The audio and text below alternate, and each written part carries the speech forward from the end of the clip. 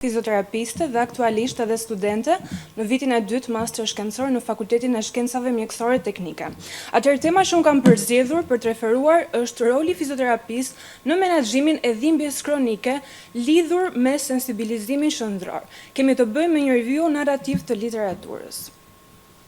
Dhimbja kronike përfaqëson në fakt një nga problematikat më të rëndësishme të shëndetit publik në nivel global. Kjo pasi ndikon në cilësinë e jetës, në funksionimin fizik, por dhe në mirëqenien psikologjike të pacientëve. Dhe vetë në shumë raste dhimbja kronike nuk është pra në përputhje intensiteti i dhimbjes me dëmtimin e indeve periferike. Dhe mund të themi që është një nga sfidat më të mëdha në praktikën klinike moderne dhe gjithnjë më shumë kërkon edhe një qasje multidisiplinare, mund të themi, por jo vetëm, edhe një qasje më të avancuar gjithnjë më shumë. Karakteristikat thelbësore të dhimbjes kronike janë një mospërputhje midis dëmtimit strukturor dhe intensitetit të dhimbjes, alternim të mekanizmave të modulimit descendent, kemi një rritje të ndjeshmërisë ndaj stimujve që perceptohen ose konsiderohen si normal dhe një përfshirje të faktorëve neurobiologjik, por dhe psikologjik. Sensibilizimi shëndror përkufizohet si një rritje e përgjigjes së neuroneve nociceptive në sistemin nervor shëndror ndaj stimujve normal ose stimujve subprak. Manifestimet klinike më të shpeshta janë alodinia, pra kemi një reagim që perceptohet një dhimbje që perceptohet ndryshe nga një stimul jo i dhimbshëm perceptohet ndryshe, kemi hiperalgjezin, kur kemi një reagim të tepruar ndaj stimujve të dhimbshëm, kemi dhimbjen e përhapur, dhimbjen kronike dhe një hipersensitivitet ndaj stimujve të ndryshëm. Qëllimi i studimit është të analizohet roli i fizioterapist në menaxhimin e dhimbjes kronike të lidhur me sensibilizimin shëndror, si dhe të përmblidhen evidencat kryesore mbi efektivitetin e ndërhyrjeve të cilat kanë si synim ose si fokus kryesor modulimin e sistemit nervor. Objektivat,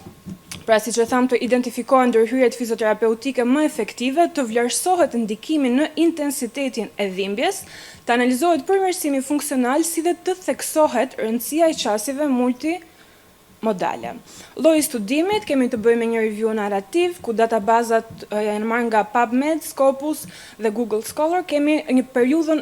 e marrë pra vitet e fundit, nga viti 2020 deri në vitin 2025, ku fjalët kyçe të përdorura kemi sensibilizimin shëndror, dhimbjen kronike, fizioterapinë dhe ushtrimet terapeutike, ndërkohë që popullata kemi pacient me dhimbje kronike muskuloskeletike. Ndërhyrjet e analizuara ishin Pain Neuroscience Education, që është shumë e rëndësishme për këta pacient, ushtrime terapeutike progresive, ekspozimi gradual ndaj aktivitetit fizik, si dhe programe të rehabilitimit multimodale, gjithashtu dhe kriteret e përfshirjes dhe të përjashtimit.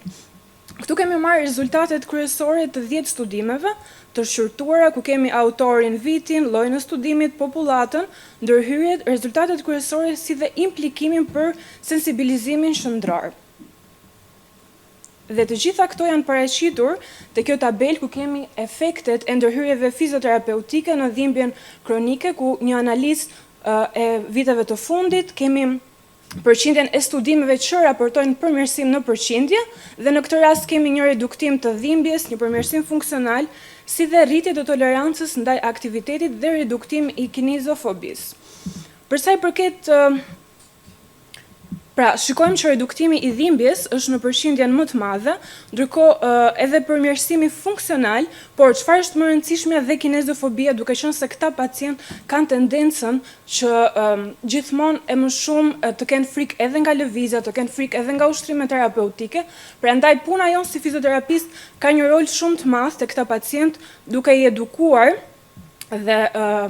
duke i shpjeguar, po themi, mekanizmat neurofiziologjik të dhimbjes, duke i shpjeguar bashkë me sensibilizimin shëndror, pra duke i thënë që nuk është vetëm dëmtimi e indeve periferike, por në këtë rast kemi të bëjmë edhe me një ndjeshmëri të theksuar të sistemit nervor qendror. Tek diskutimet, analiza e literaturës së viteve të fundit tregon se ndërhyrjet fizioterapeutike mund të luajnë një rol të rëndësishëm në modulimin e këtyre proceseve neurobiologjike. Veçanërisht, siç e thash, dhe edukimi mbi neuroshkencën e dhimbjes është treguar një faktor shumë efektiv në përmirësimin e kuptimit të pacientit mbi mekanizmat e dhimbjes edhe në reduktimin e këtyre faktorëve psikologjik. Ushtrimet terapeutike progresive dhe ekspozimi gradual ndaj aktivitetit fizik kontribon në përmirësimin e funksionimit fizik dhe normalisht edhe në përpunimin shëndror të dhimbjes. Aktiviteti fizik i kontrolluar stimulon mekanizmat inhibitor të sistemit nervor dhe favorizon atë çka është shumë e rëndësishme pra neuroplasticitetin adaptiv, duke ndihmuar kështu në reduktimin e hipersensitivitetit qendror. Dhe normalisht studimet gjithashtu tregojnë se qasjet multimodale ose multidisciplinare, të cilat kombinojnë edukimin e pacientit, ushtrimet terapeutike dhe ndërhyrjet psikologjike, që dhe kjo ka një rëndësi shumë të madhe, dhe pse në shumë raste mund të themi që edhe neglizhohet, rezultojnë më efektive se sa ndërhyrjet e izoluara. Dhe kjo mbështet edhe atë modelin biopsikosocial që u diskutua dhe u cek edhe më herët të dhimbjes kronike. Megjithatë, literatura ekzistuese mund të themi që paraqet edhe një lloj heterogeniteti të konsiderueshëm në metodologjinë e studimeve dhe në protokollet e trajtimit, çka tregon në fakt nevojën për kërkime të mëtejshme klinike të standardizuara normalisht për të përcaktuar ndërhyrjet më efektive. Përsa i përket konkluzioneve, sensibilizimi qendror përfaqëson një mekanizëm kyç në patofiziologjinë e këtyre formave të dhimbjes muskuloskeletor, ndryshimet dhimbjes muskuloskeletor kronike normalisht, por në studimet e përfshira, pra në këto 10 studimet kishim pacient me fibromialgji, pacient me osteoartrit, me dhimbje kronike primare dhe sekondare dhe normalisht në grup mosha të ndryshme. Dhe ndryshimet neurofiziologjike në sistemin nervor qendror çojnë në një rritje të ndjeshmërisë ndaj stimujve dhe në amplifikimin e përpunimit të sinjaleve të dhimbjes. Dhe normalisht fizioterapia është një komponent kyç në menaxhimin e dhimbjes kronike, sidomos të lidhur, siç e thash, edhe me sensibilizimin qendror, që duhet i shpjegohet pacientëve normalisht për ta kuptuar më mirë, për të ndërgjegjësuar dhe për të vazhduar dhe duke realizuar ushtrimet terapeutike, pra ushtrimet e ekspozimit gradual, mund të themi, dhe normalisht duke njohur mekanizmat dhe për të ulur atë frikën dhe të fillojnë pastaj me terapin. Qasjet multimodale ofrojnë rezultate më të mira klinike normalisht dhe fizioterapia moderne duhet të fokusohet jo vetëm në trajtimin e strukturave periferike, por sidomos edhe në modulimin e mekanizmave qendror të përpunimit të dhimbjes. Përsa i përket